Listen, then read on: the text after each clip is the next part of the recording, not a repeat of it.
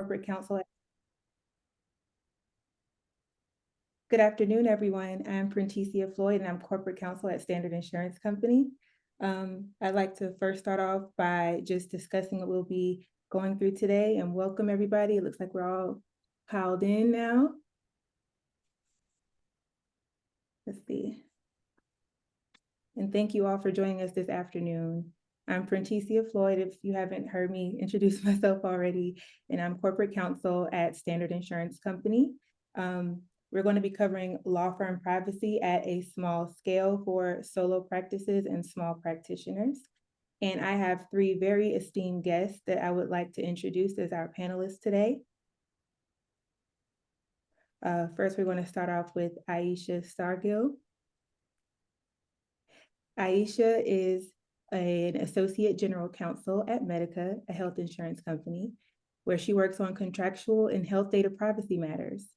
Prior to joining Medica, she served as privacy counsel for Apple, where she provided privacy guidance for Apple's products and features that collect health information, and senior corporate counsel and chief privacy officer at Dr. First. She is experienced in healthcare and IT contracting, data privacy, and regulatory compliance. She's also excellent at cultivating and contributing to corporate strategy related to advancements in technology and evolving healthcare regulatory and legislative reforms. Aisha received her bachelor's degree from the University of Pittsburgh and her Juris Doctor from Emory University School of Law. Aisha is admitted to practice in the Virginia State Bar and is a certified information privacy professional. Welcome, Aisha. Our next esteemed guest is Johnny Lee. Johnny is a forensic investigator, management consultant, and attorney specializing in data analytics and digital forensics in support of corporate and cyber investigations, complex regulatory compliance issues, and related litigation. Additionally, he also provides advisory services to companies working to address complex blockchain, digital asset, and data privacy issues. Johnny is the national practice leader for forensic technology at Grant Thornton, and he leads the firm's digital asset technology team. He is a frequent speaker, author, panelist, and contributor on topics involving blockchain, cybersecurity, forensic investigations, and cryptocurrency, and the effective use and risk management of information technology. Welcome, Johnny. And last, but certainly not least, today we will have Will Bracker. And Will is Senior Corporate Counsel for Privacy at Cox Communications. Will oversees his clients' privacy programs, working closely with business partners and information security teams on policy, processes, training, incident response, and risk assessment. He also handles daily legal counseling on a variety of privacy and security issues. Prior to entering the practice of law, he worked in all areas of the software development lifecycle for more than 2 decades. He is a past chair of the Privacy and Technology section of the Georgia Bar, current chair of the State Privacy and Security Coalition, and an adjunct professor at Georgia State University College of Law, where he teaches privacy law, cybersecurity law, and mass media and communications law. Will holds a bachelor's from Georgia Tech and a Juris Doctorate from Georgia State University. Welcome, Will. And we'll go ahead and get started. All right, thank you, Patricia. We'll go ahead and dive right in with a quick survey. So if you have a mobile phone handy, or if you want to browse out to www.menti.com and enter the code in front of you on the screen, we're going to do a quick interactive survey. So I'll give you a minute or two to get the QR code or the browse on out. Okay, looks like we're good. Thanks for clicking the thumbs up at the bottom when you're good to go.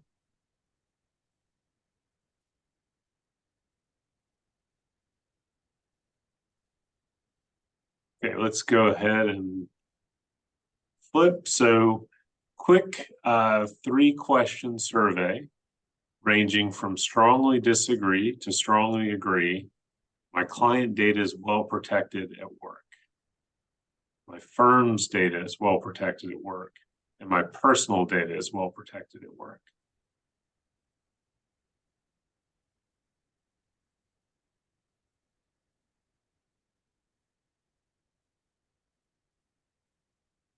Okay. Sort of clustering around the mid to high threes. Couple more responses. All right. More open-ended question. What would you really like to hear us address today? We've got some prepared material for you, but you do have a panel of experts, and we're able to call an audible or dig a little deeper if there's a particular area you're interested in hearing about. This is just a type in and hit submit, and it should pop up. These are all, it's a privacy panel. These are all anonymous. So don't be shy. Careers and privacy. Oh, interesting. Okay. Take some quick notes here.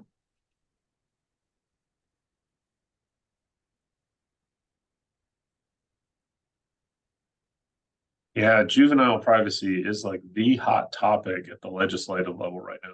What will crash my firm? We won't go into great detail, like no how-tos here. Recent attacks, education, CCPA. Okay, good. Nonprofits. Oh.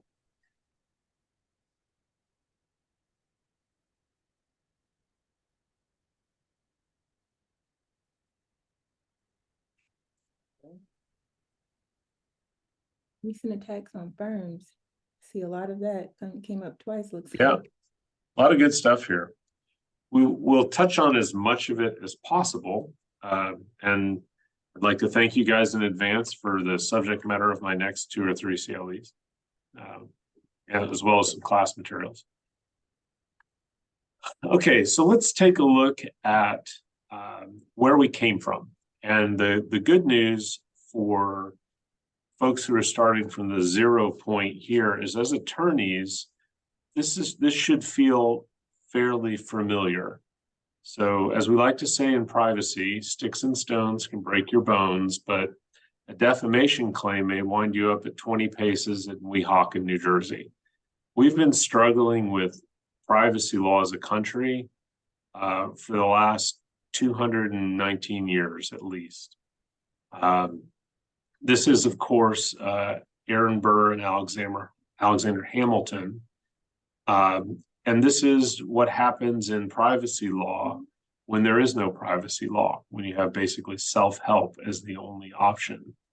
And the arc will follow as we talk about how privacy law develops and how it affects you, your firms, and your clients. It's pretty much how tort laws developed through the ages. So we've got some specifics and some technical things to get you acquainted with, but as attorneys, you should be fairly well grounded in what got us here. So privacy law really began, it was born as tort law. And the earliest tort I was able to find as I was preparing to teach a class on this many moons ago was a 1600 era Peeping Tom law in London. So when we look at what are where did it start? It's basically a tort of making you whole for someone invading your right to be left alone. So if you cast your mind back to the distant past when you were studying torts in law school, it's things like the public disclosure of private facts, intrusion upon seclusion, false light, telling untruths about you that put something about you in a negative light to the public. And it also includes torts like defamation. Any tort where, in order to prove that a claim that someone made about you is not true, that you have to unpack your personal life and say, no, I'm not a no good so-and-so, here's all the evidence. You're having to come out of a place where you have the right to be left alone. That's a privacy tort. There are strengths in tort law. which we're familiar with as attorneys. They're individualized. They're designed to make us whole. And when you look at how tort law operates, it's a very fine-grained, fine-tuned way to go out and say, you've wronged me, you've invaded my privacy, I want you to make me whole, and the law will hold you to account for it. It also, tort law has some weaknesses. It is very individualized, so there's not a consistent rule of public disclosure of private facts. There are tests in there where, if what was revealed would not have been highly offensive to the mythical average person, you don't have the tort. It's also very time-consuming and expensive to make your way through the American tort system, as we're probably all too familiar with. And that expense and time takes out a class of plaintiffs who can't afford to bring the tort. Finally, if it doesn't fit inside the formula of a tort, there's no wiggle room. As soon as you can't establish one of the elements of the tort, you're out. So governments being very good at dealing with negative externalities, things that hurt their citizens, privacy law developed. Also challenged on harm. So this is where you'll see a lot of statutory law, and we'll talk about two different approaches in the next little bit to tackle this problem. So in privacy law, if I gather a bunch of information about you, personal things, and I don't use it, and you don't suffer harm, tort law struggles to make you whole. The other problem with harm is typically the impacts of a privacy violation are ongoing and last forever. If you've ever, and on average about half of us have, if you've ever lost sensitive personal data in a breach, your identity is compromised for all time, not just the one tort case, and not just the 2 years of privacy monitoring you get. So legislatures and regulators struggle with this, and they came out with a different approach. And I will hand the baton to Aisha. So I want to talk about HIPAA, which is the Health Insurance Portability and Accountability Act of 1996. Notably, HIPAA is HIPAA, not HIPPA. So for HIPAA nerds like me, that is a pet peeve when we see the name spelled wrong. HIPAA is a sectoral law that governs certain health information. In using HIPAA as an example of a sectoral approach, one, because that's what I do on a day-to-day basis, but also because I think it's one of the most well-known privacy laws that people are somewhat familiar with. So Will, you can advance to the next slide, please. So HIPAA governs certain what's called covered entities and business associates. So covered entities are, just generally speaking, health providers, health insurance plans, and also what's called healthcare clearinghouses. And also business associates, which are generally entities that are performing services for or on behalf of covered entities. And it sets minimum standards for protecting certain health information. What is called protected health information, you'll often hear PHI, which is not to be confused with personal health information, which has a different definition under other mainly state privacy laws. This is protected health information, PHI. So with HIPAA, I feel like it's very important to understand when an entity is covered under HIPAA, and it's just as important to understand when an entity is not covered under HIPAA. HIPAA is very specific on what kind of health information it governs. So if health information is sourced or provided to a doctor, for example, that is something that is going to be covered by HIPAA. However, if health information is provided to, say, for example, a health app on your phone, that is most likely, in most cases, not going to be governed by HIPAA. There are some unique kind of exception cases, but for the most part, that's not going to be covered under HIPAA and likely covered under another privacy law. And also important to understand, it's knowing when you're covered by HIPAA. It could be vendors that are performing services on behalf of a healthcare provider, such as a doctor or hospital. It could be law firms, for example, if you're performing, a service for a client and you are receiving this health information, that may also make you a business associate, and you are therefore governed by the rules and the regulations imposed by HIPAA. So HIPAA also guarantees individuals the right to access certain health information that are maintained by these entities, and also to learn how it is used and disclosed by these entities. Important issues that come up with HIPAA are three main rules. It is the privacy rule, the security rule, and the breach notification rule. So the privacy rule pretty much governs how health information is used and disclosed. The security rule sets standards for how that information has to be safeguarded.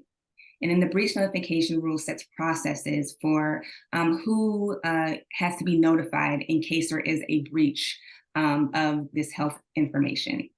Another important issue is business associate agreements. So if an entity is providing this health information, PHI, to another entity, a business associate agreement is required. It is not an option, it is a requirement that is under HIPAA. There are many companies that have gotten into a little bit of trouble by not having a business associate agreement in place. And if there is a breach or some type of violation and it's found that there is no business associate agreement in place, it is not a good look for these companies.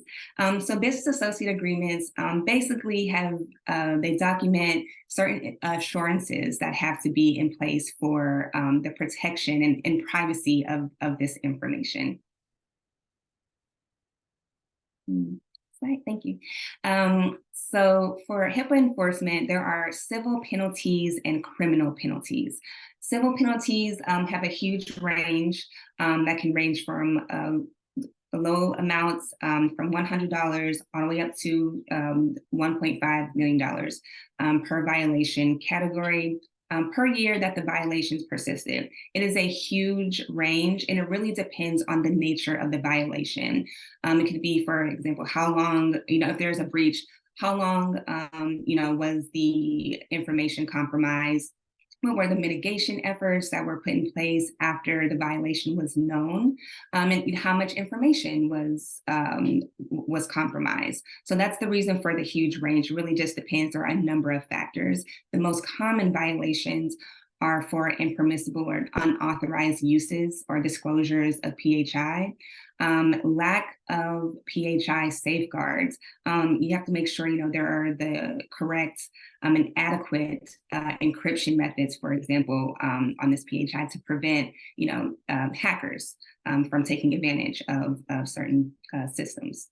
And also a lack of individuals' right to access their PHI. For example, if you go to your doctor or your hospital, your provider, and you say, hey, I want you to provide a copy of my medical history, the provider has to provide that information to you in a certain period of time, If that does not happen, that is a violation, and there are ramifications for that.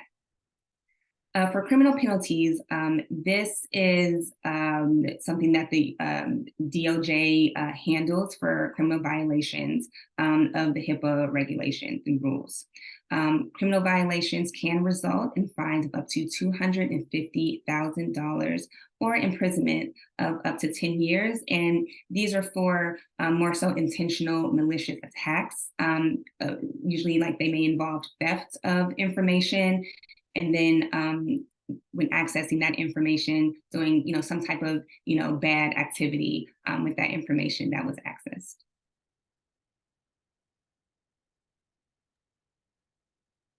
Thanks, Aisha. So HIPAA is an example of a sectoral law where moving from tort to how does a government or a governing entity protect its citizens from harms.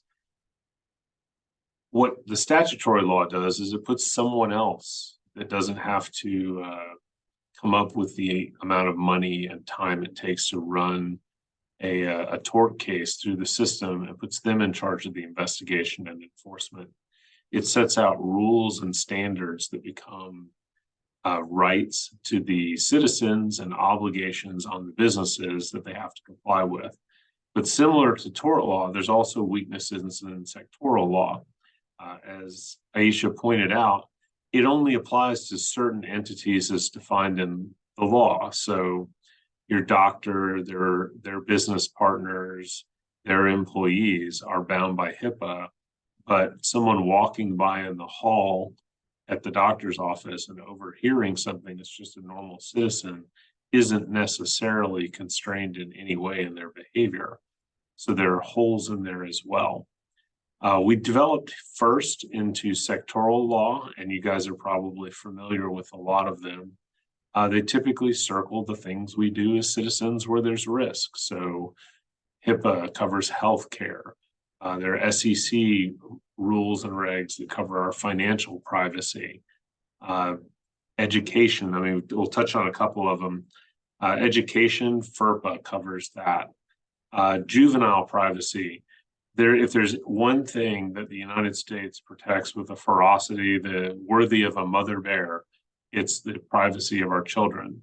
And there's a host of both federal and state statutes that protect them. Typically at the sectoral level, or like COPPA enforced by the FTC, covers a group of folks that are juveniles, but only those that are 13 or younger. So where these corners and holes existed in the law, once again, governments decided we're going to take a different approach. And I'll move quickly through comprehensive privacy law so we can get to the fun stuff that happens when things go terribly, terribly wrong. But basically what you see in front of you is the difference. So sectoral privacy laws are point attempts to control privacy in an area or an activity. Comprehensive privacy law, the first of which was the European Union's GDPR, says you have these rights as to your personal information, period. And then we will work out also usually in that law what the obligations are for individuals or businesses using them. There's also holes and corners in comprehensive privacy law. The biggest one that leaps out is most governments do not subject themselves to being regulated by comprehensive privacy laws. It's usually a business to citizen or a citizen to citizen exposure. But as you'll see, it does do a more sweeping job of capturing rights and obligations. This is really what they were going after is, all right, at this point in our walk through history, where there is more information about citizens and their personal lives out there than ever before. It's being used for a bunch of reasons, some of which are clear that they understand and some of which are not.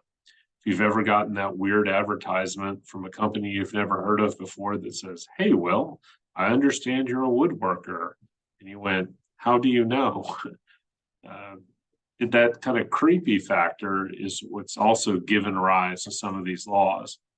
And the last thing is to say, all right, it's not only that the data's out there, you've given your data to folks, usually businesses, in exchange for goods and services. When they don't take care of it, when they lose it, what's your recourse? Comprehensive privacy law attempts to tackle that as well. Quickly speaking, the legislation breaks into what are your rights, what are the obligations on businesses to do with that data, and then those two together operate to give citizens more control. How does data get into the pond? How can it be used?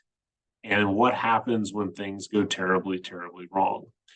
For us in our our clients, these obligations become compliance requirements. And wherever you sit in the privacy ecosystem, whether it's something that's tangential to what you practice, or whether, like for me, it's what you do all day, every day, it's helping interpret these laws for our clients or for folks who've been harmed by violations of them, and laying out what happens next. Again, this is just what we do as lawyers. This is just a new space to do it in. Won't dig into all of these, but basically the consumer rights are, hey, people collect data about you, you should have access to it. You should be able to fix it when it's wrong. If it's no longer useful, or if I've terminated my relationship with the business, I should be able to ask you to get rid of it. I should be able to ask you to limit the use of it. Hey, I just want to buy the car. Please don't sell my data to a marketing company. In some of the laws out there, you also have the ability to say, I only want a human to make a decision with me based about my data. Don't do it via algorithm or computer. And then some comprehensive privacy laws, going back to what is your recourse, extend a private right of action to the citizen. Most of these are handled at the Attorney General or the Data Privacy Enforcement Agency level. Some of them do give a private right of action, usually in a limited form. The obligations, very logical. So one of the first ones, again, back to juvenile privacy, a lot of these privacy laws ratchet that number up. So now you're a juvenile to 15 or 16 or 18. The obligations essentially let consumers exercise the rights. They should have access. You must be transparent. You have to give people notice. This is what I'm collecting. This is what I'm doing with it. If you lose it, you have to let them know. You may have some operational requirements. You've got to go look at all the data you gather, and if it's sensitive, you've got to assess the risk of using it, and you got to figure out what controls need to be in place to protect it.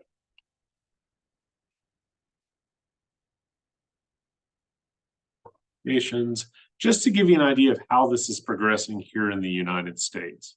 In 2018, we started with, and I'm going to check another box of questions off, with what started as a ballot initiative, citizen-driven, and became legislation, the California statute, the CCPA that you hear about. 2019 gave us another one that came in Washington. 2020, a lot of other folks jumping on the bus, and then it just exploded. So as it sits right now in 2023, and the worst part of building these slides is they're usually wrong on the day that I present them because something else passed that day.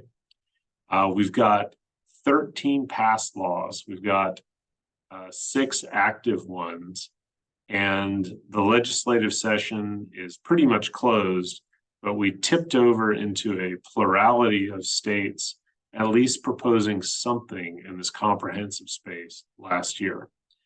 When we reopen the legislative session in January, it's going to be very, very active. Everything that didn't make it this year or didn't make crossover or died in committee will be back.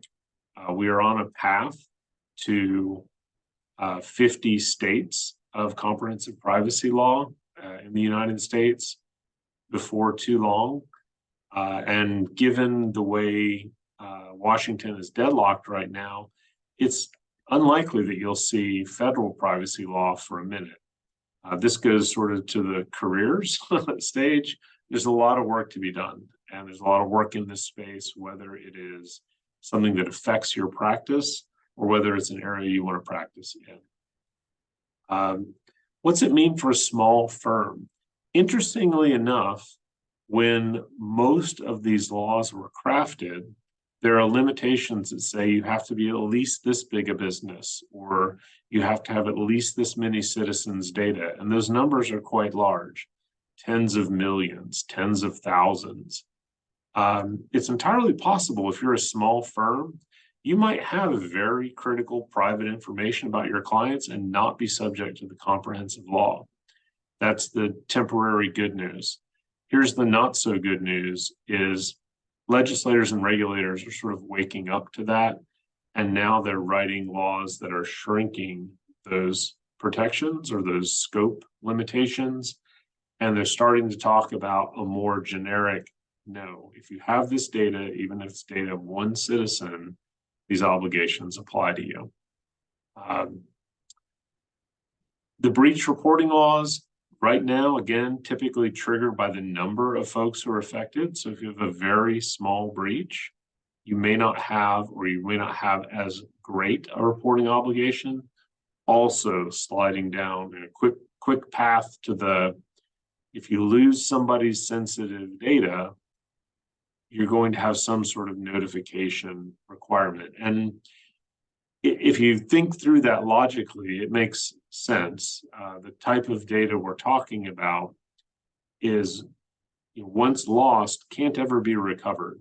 And some of it's quite sensitive. I mean, you can probably come up with a story you've read or a personal anecdote where some fact, some private piece of information got out and the individual harmed themselves or did something, completely crazy because they couldn't live with that disclosure. That level of harm to a citizen is when laws are enacted to protect. Similar to sectoral laws, most of these comprehensive laws also have their own regulatory enforcement mechanisms. Regardless, if you practice in health law or deal with finance or tax, you're likely going to be subject to a regulatory enforcement mechanism. And if you're in a state with a comprehensive privacy law, you absolutely are. You may want to examine what you're subject to and see what you're going to need to do to comply with these mechanisms. All right, now on to the fun stuff. I will hand the baton to Johnny and Aisha on data collection, storage, and security. Thanks, Will. I appreciate it. Will did a wonderful job of sort of sketching the landscape for how regulatory and legislative responses are trying to address the sort of waking life that we have in the privacy and the cybersecurity world, which are kissing cousins, as you might imagine. And I think the takeaway from this slide is twofold. One is enumerating those categories of private information that should probably be considered. And so read one way, this slide from the top down is listed in the order of how a management team or a board of directors might walk through logically. Do we have this category of content? Do we save or retain or use or sell this category of content, and so on? And by extension, based on the answer to that question, great, how are we securing it? Is it in a third-party repository? What are our contractual provisions and protections related to that? And so read from the top down, this is almost a playbook for management to consider its sensitive data troves.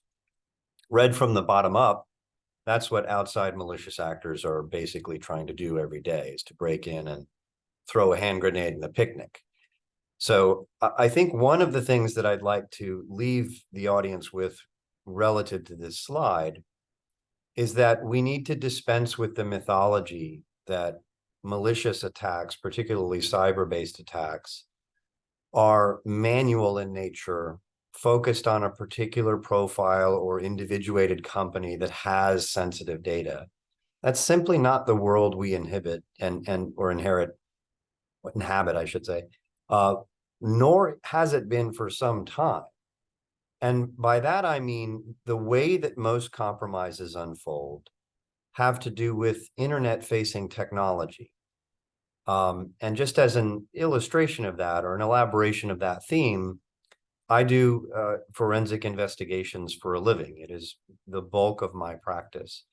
And we have worked entire investigations, including active negotiations with extortionists in ransomware cases, where it's manifestly clear to us that they don't know even the industry of my client, much less the individual company that my client is. And so that's taught us over the years that they are seeking to exploit vulnerabilities in technology, not targeting individuals.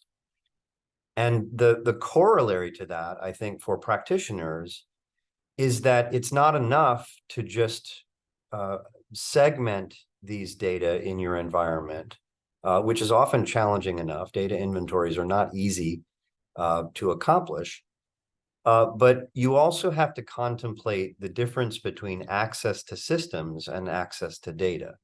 Ransomware as a phenomenon has proven that the systems access is not problematic. Your systems are still accessible. The data that underlie them are not. And that's really the bugbear of ransomware and why it's such a successful phenomenon, because not only do they not know the industry or the individual company being targeted or attacked, they have no idea what kind of information they've locked up with their encryption schemes. So next slide, please, Will. So when we think about who these actors are, I think it's important to think about the nature of the organized efforts to try and break into environments. We hear a lot about hacktivists, which are motivated by political agendas largely, and they're not easily negotiated with because they have their own agenda to push, and that's often focused on the things that Will opened with in the preamble to this presentation, which is just embarrassment or disclosure. And so those are very limited negotiations because they like to watch the world burn. So they're going to grab things from you and publish it with the express purpose of embarrassment or pushing a political agenda. The vast majority of what we see in the cybersecurity arena comes in that second line, which is motivated principally by financial gain. And these are highly professionalized actors, often that employ help desks with multilingual practitioners on 3 8-hour shifts, 7 days a week, to help you make a ransom payment. And if any of you have had the pleasure of serving as tech support to your parents, imagine what that sort of scenario is. They're targeting very small offices. So part of the mythology that we referenced on the past slide, the prior slide, is that these attacks happen with very large companies, Fortune 500 companies, but they often disrupt small dental clinics and spas and bakeries and mom and pop organizations as well, because as I said, they're not targeting individuals in the hacker's phone book. They're targeting technologies that are vulnerable that happen to be internet facing. So the vast majority of actors that we see in this space compromising data fall in this second camp. The third camp is a particularly noisome thing to come across. These are even more sophisticated actors that have rather frightening capabilities. Thankfully, we don't see them that often, but you read about them a lot in the Wall Street Journal and the New York Times. And no slide of this nature is complete without mentioning our favorite category of misbehavior, which is the insider. And I think here it's important, and Will and I have had countless discussions both inside his classroom and beyond, about the fact that insiders can be witting participants actively seeking to cause harm, or unwitting participants just by virtue of poor hygiene in their security practices. So if your privacy program doesn't contemplate these actors in some way, and I will discount nation state actors, it's very hard to come up with preventive controls against that sort of organization. But if you're not contemplating insiders and cyber criminals in particular, your controls environment is going to be exposed for what it is. I want to make sure I have my colleagues' chance to chime in on any of these slides that she cares to. I will just say, being in the healthcare space, that second line is so important. Like the average cost of a breach for health information is, I think it might be up to 11 million by now. It's rapidly growing. So that I would just add that in there as a very important note. Next slide, please, Mr. Bracker. Yeah, so I'm not going to read this slide aloud to you. The point of the slide here is to reinforce things that happen in markets generally, right? Criminal markets are not distinct from other markets, free or otherwise, in that they evolve. So if you think about the evolution of cybersecurity over the last 20 or 25 years, with increased sophistication of tools and tactics and techniques comes increased commoditization. And that means that criminals are evolving as well. And on the left-hand side of this slide, you see categories or groups of actors that have a rather annoying segregation of duties. Some of them are specialists in finding vulnerabilities and exploiting them. Some of them are specialists in purchasing those exploits and following through with the ability to penetrate a firewall or get into an environment. Yet others are specialists in exfiltrating data. And even more are specialists in monetizing or selling those data. So if you think about the scumbag ecosystem here, if you will, the sophistication and commoditization is a normal market phenomenon that we see all the time. But over the last 5 years, we've seen it accelerate. And I think there's some important takeaways, again, for the audience here, even the small practitioners and solo practitioners on the call. A lot of these actors operate with almost perfect insulation from legal ramifications of their behavior. Many of them operate not just with the official knowledge of the incumbent governments in their jurisdictions, but often with the express sanction and of those governments. And many of them are actually senior members of the military apparatus or the government themselves. So the enforcement actions are very tricky to accomplish. Now, you do read about them. You have to dig through the news to read about the good news of tricking these scumbags into fake vacations and then being collected by the Department of Justice for an all-expense paid visit to the United States where they can stand trial. That happens, and it happens with some frequency. But those stories are not as scintillating as the ones that you read about in the Wall Street Journal about losing all your data or having another major media or healthcare or news organization compromised. There's two other phenomena that I'd like to tack on, because having just gone through the pandemic, which is the fourth factor in this list, that evaporated what was traditionally a very secure corporate firewall.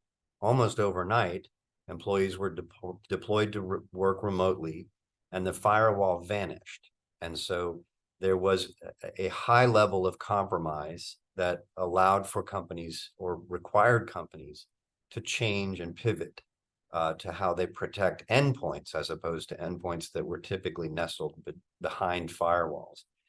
And the fifth element here that should be considered as a dimension of importance is the development or the advent of commonly accepted cryptocurrency transactions. So when you combine all those five things, sophistication, commoditization, the operation of actors with relative insulation from their governments, the pandemic, which evaporated the firewall, and the advent of cryptocurrency, which made it more challenging, not impossible, but more challenging to do asset tracing and follow the money when there was a payment of a ransom or an extortion demand.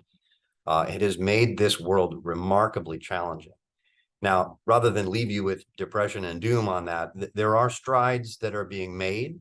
One of the positive developments over the last 5 to 8 years is the increasing adoption of cyber insurance and the threat of not renewing such policies without mandatory minimum controls. That has improved the security hygiene of companies who may not have adopted it for many years to come, which is a positive. But this is constantly sort of an asymmetric kind of warfare, because the cyber criminals are early adopters of new technology. And as we look down the road, we might think of how artificial intelligence is already being adopted by these actors, and quantum computing and other things down the road. But for now, I think it's enough to know that it's a very sophisticated marketplace. There are different kinds of actors. We have worked matters where we have seen 3 or 4 different signatures or groups that have been contributors to the compromise our clients are going through. So it makes it challenging to prevent against these things and to be resilient once you have realized that there is a compromise. Next slide, Mr. Bracker. So I hinted at some of these things. What makes it challenging to protect private information is that for many years, cybersecurity has been treated almost exclusively as an IT domain.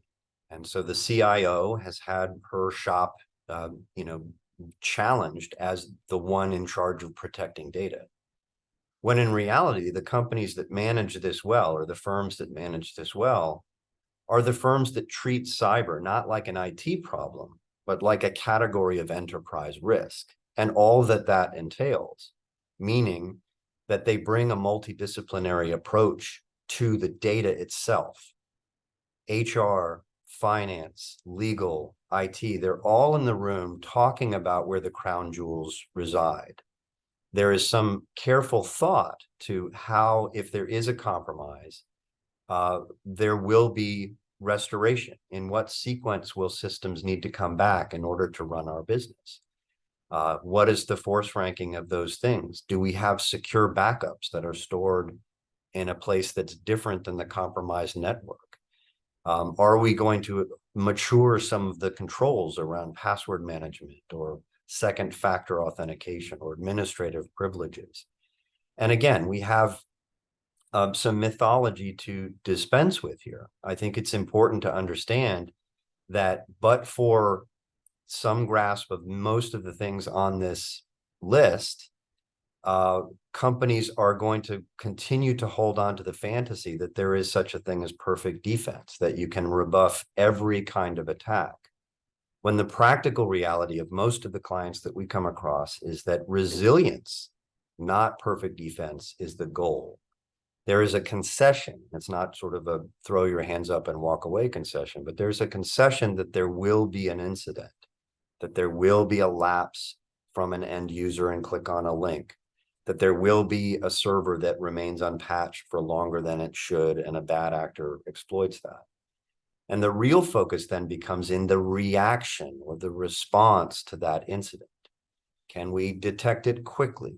Can we shut it down? Can we limit or contain the threat before we have to go through eradication and remediation procedures? And that has become the best way that we've seen our clients include that multidisciplinary approach and really mature their response. And those things continue to accelerate with other legislative imperatives and regulatory imperatives. In July alone, the SEC released its rules around cyber disclosures for public companies. And that requires them to issue public 8K updates about cyber incidents that are deemed material in nature to that particular organization. So I think we'll continue to see both privacy-related regimes, which were covered excellently in the prior slides, as well as more legislative and regulatory updates that require disclosure. And if you listen to the SEC's stated reasons for those rules, they were twofold. Number one, they were designed to destigmatize public commentary around cyber incidents because everyone knows they happen daily, and yet we read about relatively few of them. And the second is to put information that is deemed important into the hands of the investing public. If a company in which you hold investments is severely compromised by a cyber incident, you as an investor deserve to know that. So I think we'll continue to see rules and regulations and even laws over time elaborate on those themes. And the last thing I'd like to leave on this slide with, before I flip it back to Aisha, is that the one way to get to that quotient of resilience in your organization is to practice for the bad day before it happens. And the best way to do that is to take that dusty incident response plan you have off the shelf and create a simulation that's realistic for your particular business model, where you're including any niche expertise you would actually use in an incident response, outside counsel, forensic geeks, et cetera, as well as that multidisciplinary team to which we earlier referred. Isha, anything to add to that?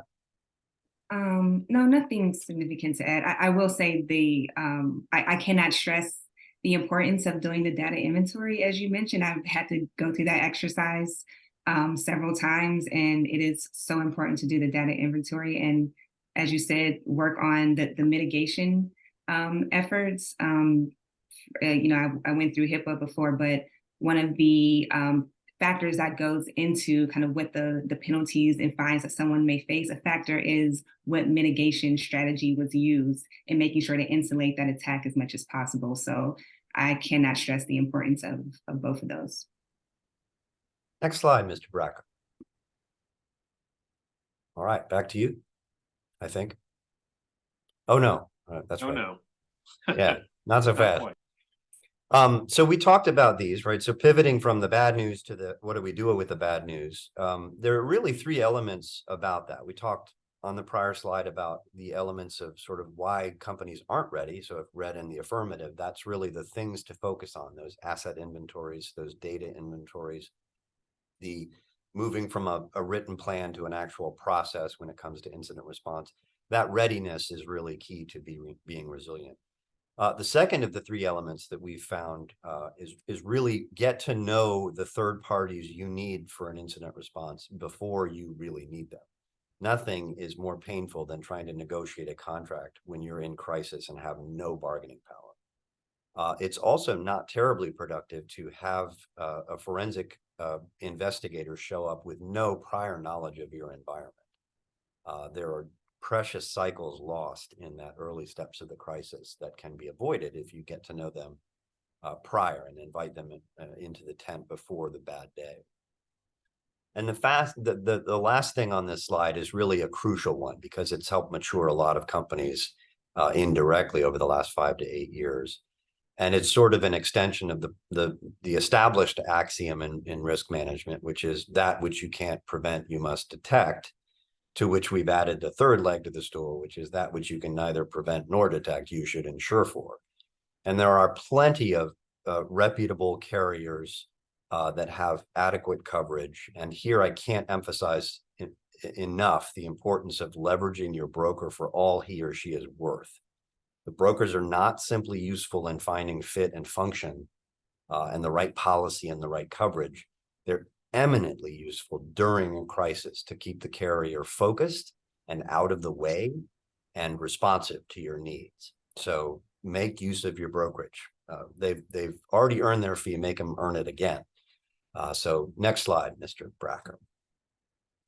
These are things we've touched on before. Isha commented on the inventory classification and that work is indispensably important. I think we can go to the next slide from here. I think we've touched on these elements.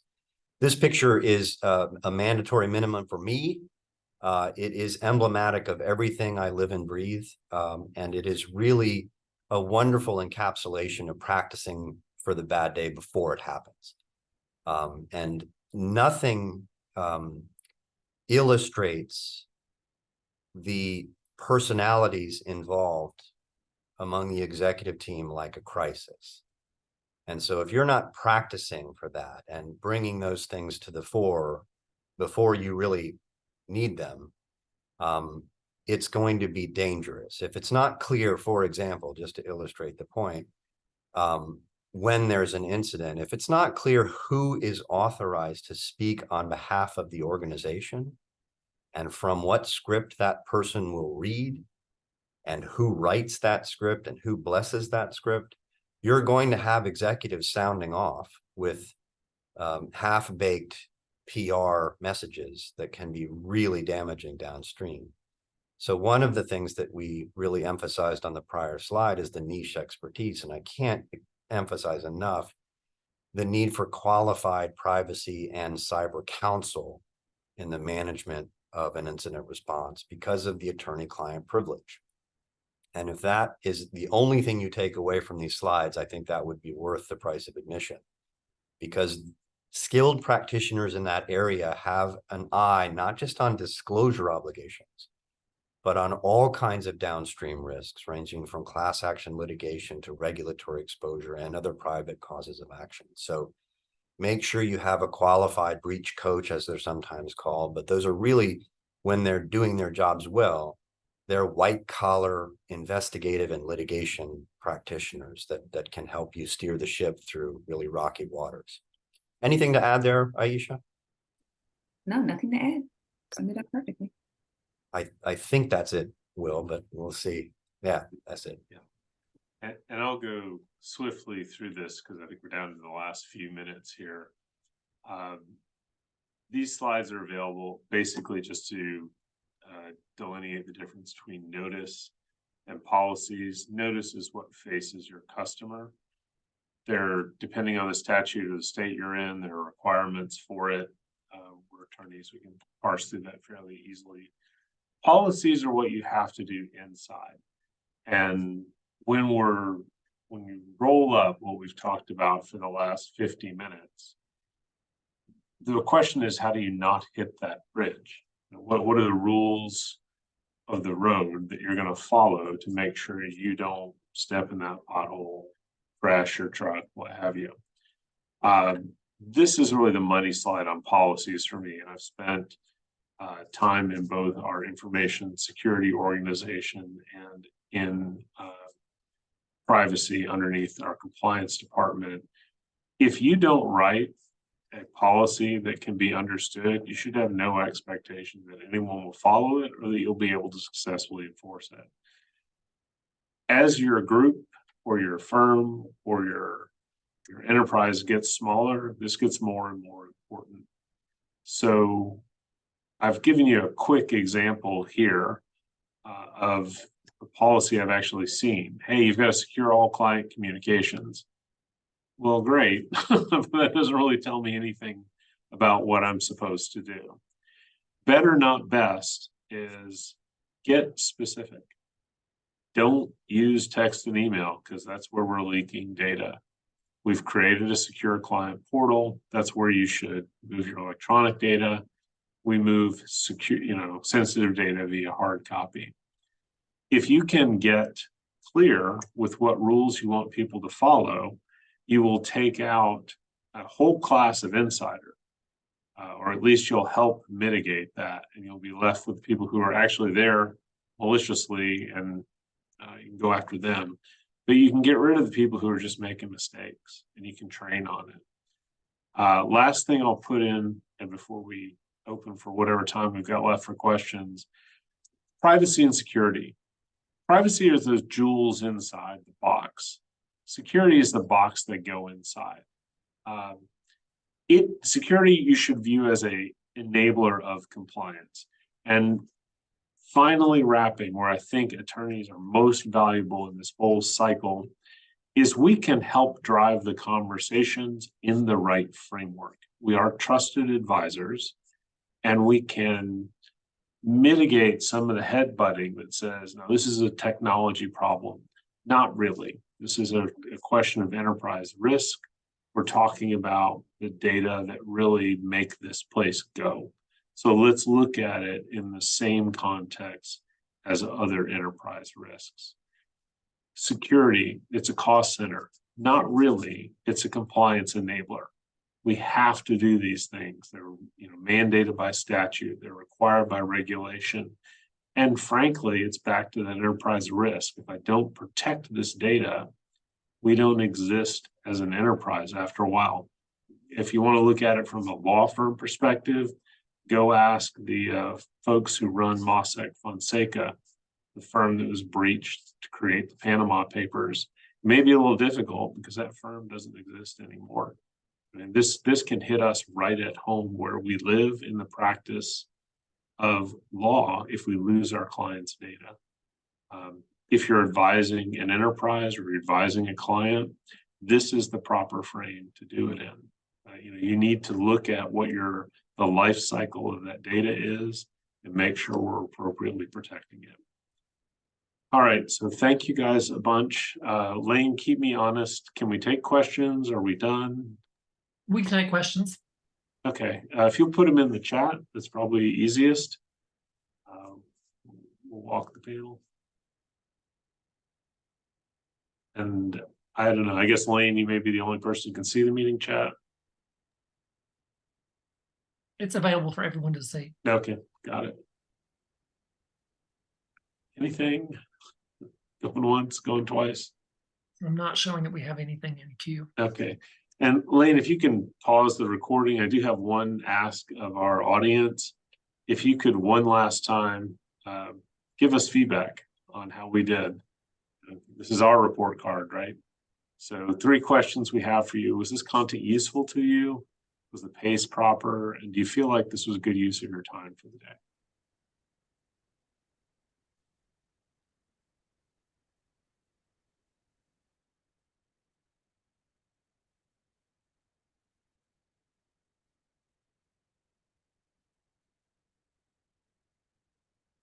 In pretty good Very shape. good. Thank you guys for your feedback. As we used to say in the Scouts, it's a gift and deeply appreciated. It's been an honor spending an hour with you guys. Thank you. Thanks, everybody. Ladies and gentlemen, this does conclude today's meeting. Thank you for joining. Have a great afternoon.